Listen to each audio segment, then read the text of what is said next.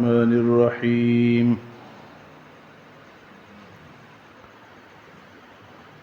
وإن لوطا لمن المرسلين إذ نجيناه وأهله أجمعين إلا عجوزا في الغابرين ثم دمرنا الآخرين وإنكم لتمرون عليهم مصبحين وبالليل أفلا تعقلون۔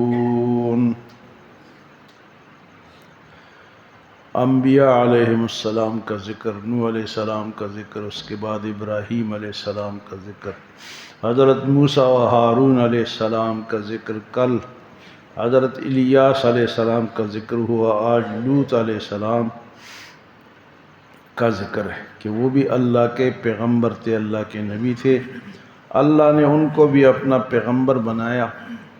لوط علیہ السلام حضرت ابراہیم علیہ السلام کے بھتیجے تھے، اور یہ عراق سے جو سفر کر کے آئے، ہجرت کر کے آئے تھے، 3 آدمی تھے۔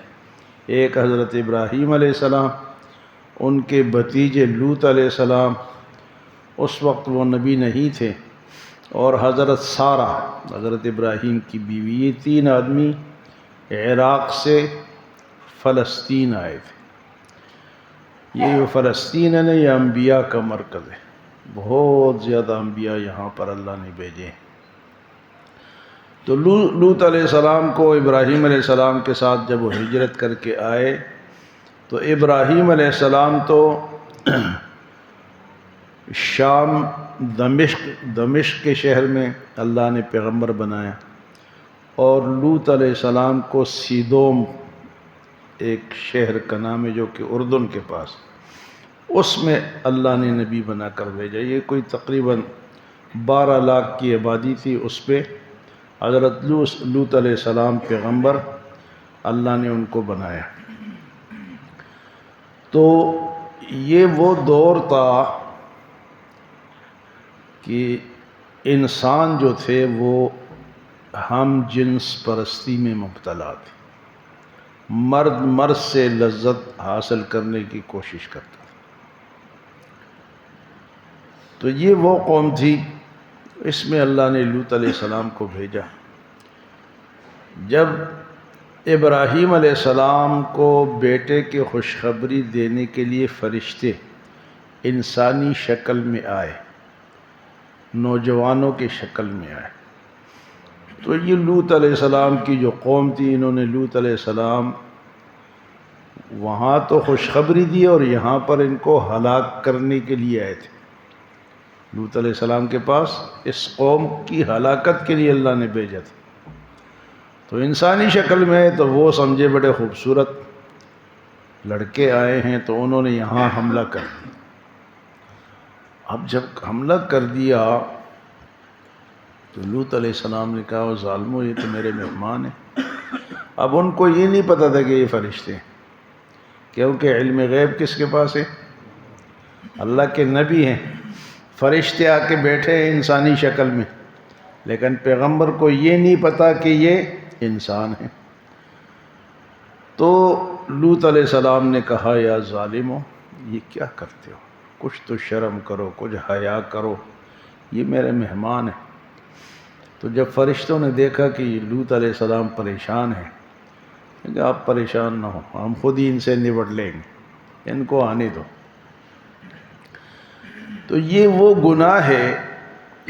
گناہ ہے کہ اس گناہ کے بدلے میں اللہ نے ان پر 4 قسم کے عذاب بھیجے۔ باقی لوگ تو ایک عذاب سے ہلاک ہوئے نا، یہ 4 قسم کے عذاب اللہ نے ان پہ بھیجے۔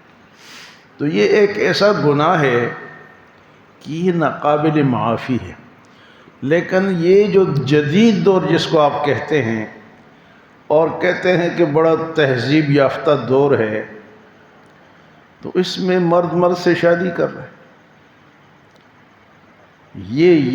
یہ جدید دور ہے، یہ پڑھا لکھا دور ہے۔ اللہ نے قرآن میں اس کے لیے باقاعدہ ایک پیغمبر بھیجے اور ان لوگوں کی مذمت کی۔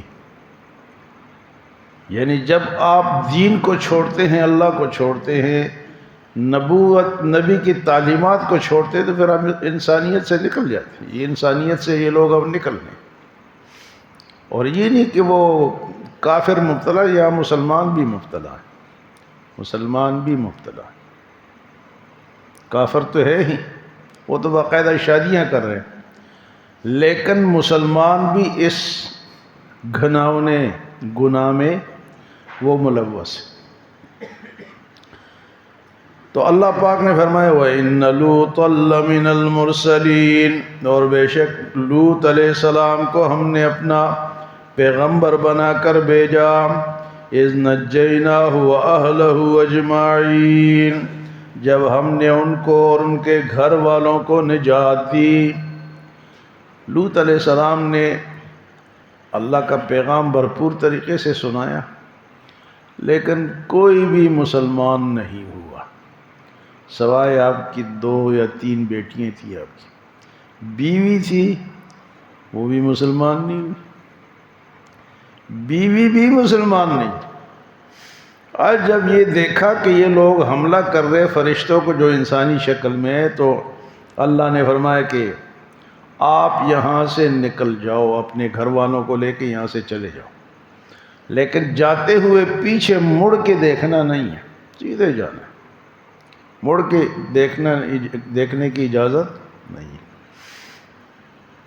تو اللہ فرماتے اِذْ نَجَّيْنَاهُ وَأَهْلَهُ أَجْمَعِينَ، میں نے لوط علیہ السلام اور ان کے گھر والوں کو تو نجات دی، لیکن إِلَّا عَجُوزًا فِي الْغَابِرِينَ، وہ جو بڑھیا تھی وہ پیچھے رہنے والوں میں سے تھی، اس کو اللہ نے تباہ کر دیا. کہتے ہیں کہ وہ تو ان کے ساتھ گئی نہیں، بیٹیوں نے بھی منت کی، حضرت لوط علیہ السلام نے بھی کہا کہ چلو ہمارے ساتھ. اور دوسری روایت اس طرح ہے کہ یہ گئی ہے کچھ جگہ تک، لیکن اس نے پیچھے مڑ کے دیکھا، مڑ کے دیکھنے کی اجازت، تو وہیں پر اللہ نے اس کو بسم کر دیا، اس خاتون کو. تو ہدایت جو ہے وہ پیغمبر کے ہاتھ میں بھی نہیں ہے. کس کے ہاتھ میں ہے؟ پیغمبر کی بیوی کافر ہے، ہدایت نہیں ملی. تو ہدایت کوئی معمولی چیز نہیں ہے، یہ اللہ سے مانگنی پڑتی. اہدنا الصراط المستقیم، یہ معمولی نسخہ نہیں ہے، بہت بڑا نسخہ ہے. یہ بہت قیمتی چیز ہے اللہ کے دربار میں. اللہ جسے چاہتا ہے ہدایت دے. پیغمبر کی بیوی ہے، لوگ کہتے ہیں فلاں بندہ مجھے میری نجات کرا دے کہ مجھے ساتھ جنت میں لے جائے گا. ادھر پیغمبر اپنی بیوی کو نہیں لے کے جا سکتا. نوح علیہ السلام کا بیٹا غرق ہو رہا ہے، نوح علیہ السلام کی بیوی بھی مسلمان نہیں ہوئی. اسی طرح لوط علیہ السلام کی بیوی ہے، گھر والی ہے، پیار ہوتا ہے، محبت ہوتی، لیکن کافرہ مر رہی ہے، اور مر بھی نہیں بلکہ ہلاک ہو رہی ہے. تو ہدایت بہت قیمتی چیز ہے. اگر پیغمبر کی بیوی بھی ہدایت نہیں چاہتی تو اللہ نہیں دیتا. پیارے نبی صلی اللہ علیہ وسلم نے اپنے چچا جان سے کہا، حضرت ابو طالب سے، کیونکہ انہوں نے بڑی حمایت کی تھی حضور کی صلی اللہ علیہ وسلم، کہ چچا میرے کان میں کلمہ کہہ دیں، میں اللہ سے سفارش کرا لوں گا، کلمہ تو ہو کم سے کم. تو اتنے میں ابو جہل اور یہ بڑے بڑے کھڑے تھے. میں نے کہا نہیں، خبردار، آخری وقت میں اپنے باپ دادا کا دین نہیں چھوڑنا. تو انہوں نے نہیں پڑھا.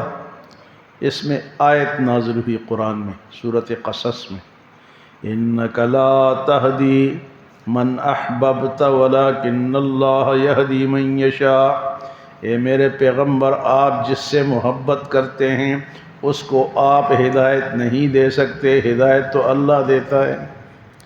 اِنَّكَ لَا تَهْدِي مَنْ أَحْبَبْتَ وَلَكِنَّ اللَّهَ يَهْدِي مَنْ يَشَاءُ. تو ہدایت لوط علیہ السلام کی بیوی ہے، لیکن ہدایت کی طلب نہیں تھی، تڑپ نہیں تھی، تو اللہ نے نہیں. فرمائے اِذْ نَجَّيْنَاهُ وَأَهْلَهُ أَجْمَعِينَ، جب ہم نے ان کو نجات دی، ان کو گھر والے سب کے سب کو. الا عجوزا فی الغابرین، مگر ایک بڑھیا جو کہ پیچھے رہنے والوں میں سے تھی۔ ثم دمرنا الآخرین، پھر باقیوں کو ہم نے ملیا میٹ کر دیا، تباہ کر دیا۔ وَإِنَّكُمْ لَمْ تَمُرُّونَ عَلَيْهِمْ مُصْبِحِينَ، اور تم اہل مکہ، تم سنو، تم ان بستیوں پہ گزرتے ہو۔ سیدوم کی جو بستی ہے نا، تم شام جاتے ہو یا یمن جاتے ہو تو راستے میں یہ بستیاں تمہارے سامنے آتی، اس کو دیکھ کے ذرا، یہاں تک اس قوم پہ جو عذاب آیا نا، جو وہاں پر سمندر ہے بحر میت، بحر میت، اس میں آج تک کوئی جاندار زندہ نہیں رہ سکتا، کوئی مچھلی، کوئی کیڑا مکوڑا، وہ مر جاتے۔ اتنا اللہ نے اس پہ عذاب نازل کیا۔ فرمایا کہ ثم دمرنا الآخرین، دوسروں کو پھر ہم نے ہلاک کر دیا۔ وَإِنَّكُمْ لَتَمُرُّونَ عَلَيْهِ مُصْبِحِينَ، اور اے اہل مکہ تم صبح اور شام اس پہ گزرتے ہو، ذرا اس سے عبرت۔ فرمایا کہ وَبِاللَّيْلِ، صبح بھی گزرتے ہو اور رات کو بھی گزرتے ہو۔ افلا تعقلون، تم عقل نہیں رکھتے، سوچتے سمجھتے نہیں؟ تو عذاب آیا، چار طرح کا عذاب۔ ایک عذاب تو ہے فَطَمَسْنَا أَعْيُنَهُمْ، اللہ فرماتے کہ میں نے ان کے آنکھیں چھین لی، اندھا کر دیا۔ اور دوسرا عذاب کیا آیا کہ جبرائیل علیہ السلام نے ایک چیخ ماری جس سے ان کے کلیجے پھٹ گئے۔ اور تیسرا عذاب ان پہ آیا کہ نامزد پتھر آئے آسمان سے، نامزد، فلاں ابن فلاں، یہ اس کا پتھر ہے۔ صَنَّ عَلَيْهِمْ حِجَارَةً من سجیل، پتھر آئے نامزد، اے فلاں فلاں فلاں کو لگے۔ اور چوتھا عذاب کیا آیا؟ وَجَعَلْنَا عَالِيَهَا سَافِلَهَا، ہم نے اوپر، نیچے کو اوپر اٹھایا اور اوپر سے نیچے پٹخ دیا۔ ابراہیل علیہ السلام آئے، اس بستی کو اپنے پر پہ اٹھایا، آسمان تک لے گئے اور وہاں سے نیچے پٹخ کے سب کو تباہ کر دیا۔ تو چار قسم کے اس گناہ کے اوپر عذاب لوطیوں پر آئے، لیکن آج ہر دوسرا بندہ جو ہے وہ اس کی خواہش رکھتا ہے۔ نیٹ نے سب کو کھول دیا، مسلمانوں کو، پاکستانیوں کو، سب کو کھول دیا۔ کافر تو ہے، تو فرمایا کہ ان کو اللہ ہلاک کر سکتا ہے تو تمہیں بھی۔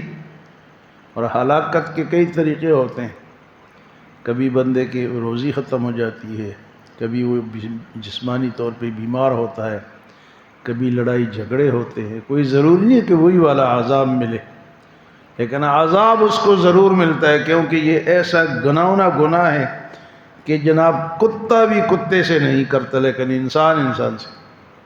استغفر اللہ، اللہ ہم سب کو معاف فرمائے۔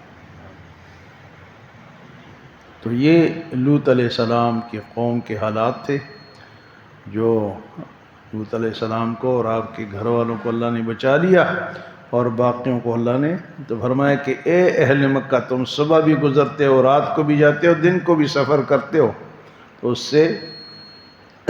سے تم عبرت حاصل کرو۔ اللہ ہم سب کو عبرت حاصل کرنے کی توفیق عطا فرمائے۔ اللہم آمین۔ الحمد